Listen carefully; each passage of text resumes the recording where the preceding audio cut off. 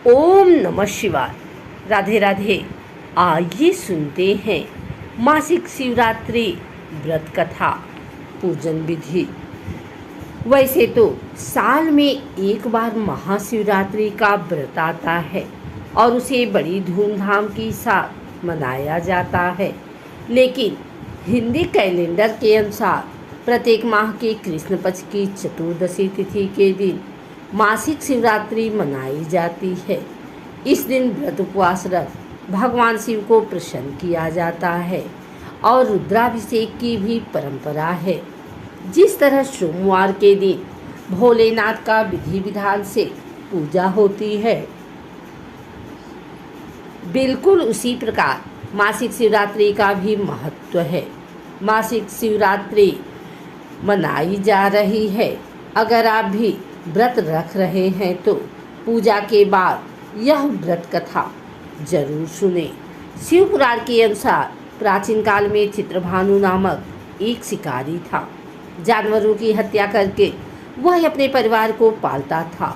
वह एक साहूकार का कर्जदार था, लेकिन उसका ऋण समय पर न चुका सका। क्रोधित साहूकार ने शिकारी को शिवमठ में बंदी बना लिया। संयोग से उस दिन शिवरात्रि थी। साहूकार के घर पूजा हो रही थी तो शिकारी ध्यान मग्न होकर शिव संबंधी धार्मिक बातें सुनता रहा। चतुर्दशी को उसने शिवरात्रि व्रत की कथा भी सुनी। शाम होते ही साहूकार ने उसे अपने पास बुलाया और ऋण चुकाने के विषय में बात की। शिकारी अगले दिन सारा ऋण लौटा देने का वचन देकर बंधन से छूट गया। अपनी दिनचर्या की भांति वह जंगल में शिकार के लिए निकला, लेकिन दिन भर बंदी गृह में रहने के कारण भूख प्यास से व्याकुल था। शिकार खोजता हुआ वह बहुत दूर निकल गया। जब अंधेरा हो गया तो उसने विचार किया कि रात जंगल में ही बितानी पड़ेगी। वह वन एक तालाब के किनारे एक बेल के पेड़ पर चढ़कर रात बीतने का इंतजार करने लगा। बेल वृक्ष के नीचे शिवलिंग था, जो बेलपत्रों से ढका हुआ था। शिकारी को उसका पता न चला। पड़ाव बनाते समय उसने जो टहनियाँ तोड़ी वे संयोग से शिवलिंग पर गिरती चली गई। इस प्रकार दिन भर भूखे प्यासे शिकारी का व्रत भी हो गया और शिवलिंग पर बेलपत्र भी चढ़ गए। एक पहर रात्रि बीत जाने पर एक गर्भणी हिरनी तालाब पर पानी पीने पहुंची। शिकारी ने धनुष पर तीर चढ़ाकर ज्यों ही प्रत्यंचा खींची। हिरनी बोली, मैं गर्भणी हूँ और शीघ्र ही प्रसव करूँगी। तुम एक साथ दो जीवों की हत्या करोगे, जो ठीक नहीं है। मैं बच्चे को जन्म देकर शीघ्र ही तुम्हारे समक्ष प्रस्तुत हो जाऊँगी, तब मार लेना। शिकारी ने प्रत्यंचा ढीली कर दी और हिरनी जंगली झाड़ियों में लुप्त हो गई। प्रत्यंचा चढ़ाने तथा ढीली करने के वक्त कुछ बेलपत्र अनायास ही टूटकर शिवलिंग पर गिर गए। इस प्रकार उसे अनजाने में ही प्रथम प्रहर की पूजा भी संपन्न हो गई। कुछ ही देर बाद एक और हिरनी उधर से निकली। शिकारी की प्रसन्नता का ठिकाना न रहा। समीप आने पर उसने धनुष पर बाण चढ़ाया। तब उसे देख हिरनी ने विनम्रतापूर्वक निवेदन किया, हे शिकारी, मैं थोड़ी देर पहले ऋतु से निवृत्त हुई हूँ। कामातुर विरहिणी हूँ। अपने प्रिय की खोज में भटक रही हूँ।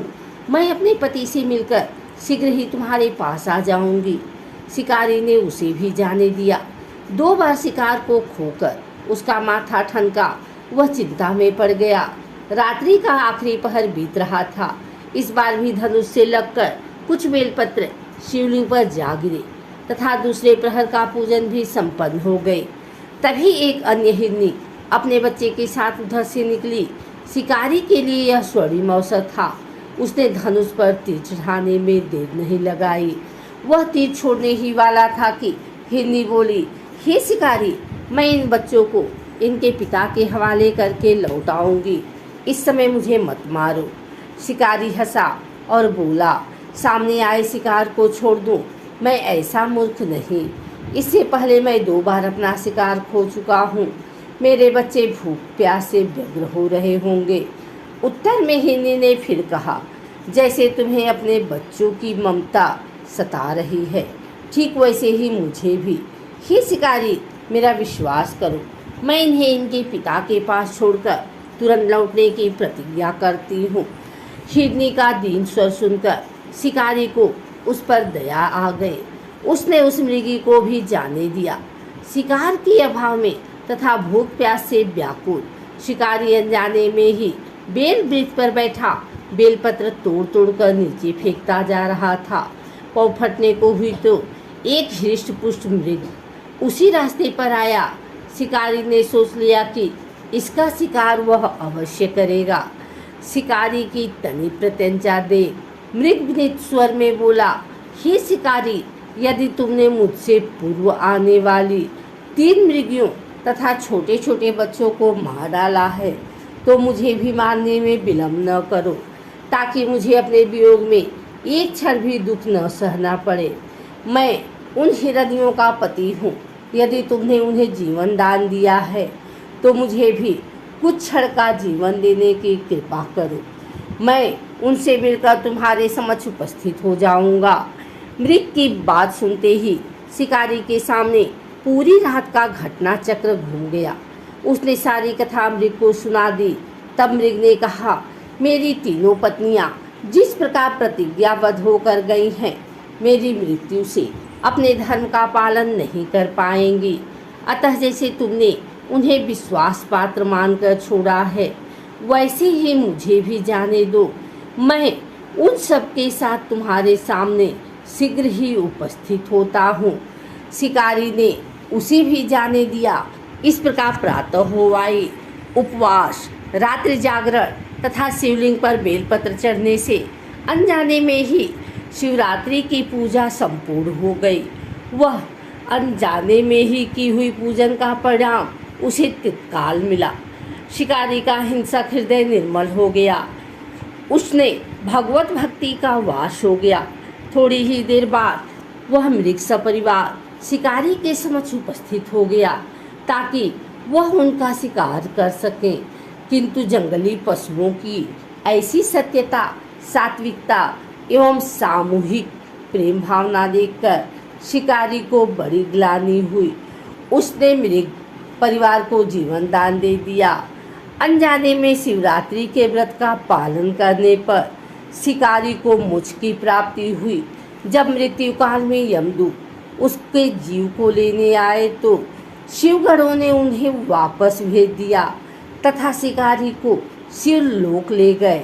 शिव जी की कृपा से ही अपने इस जन्म में राजा चित्रभानु अपने पिछले जन्म को याद रख पाए तथा महाशिवरात्रि के महत्व को जानकर उसका अगले जन्म में भी पालन कर पाए।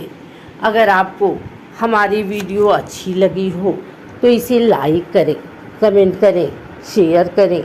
हमारे चैनल को सब्सक्राइब करके बेल नोटिफिकेशन ऑल पर सेट कर लें ताकि आगे आने वाली वीडियो सबसे पहले आप तक पहुंच सके। धन्यवाद।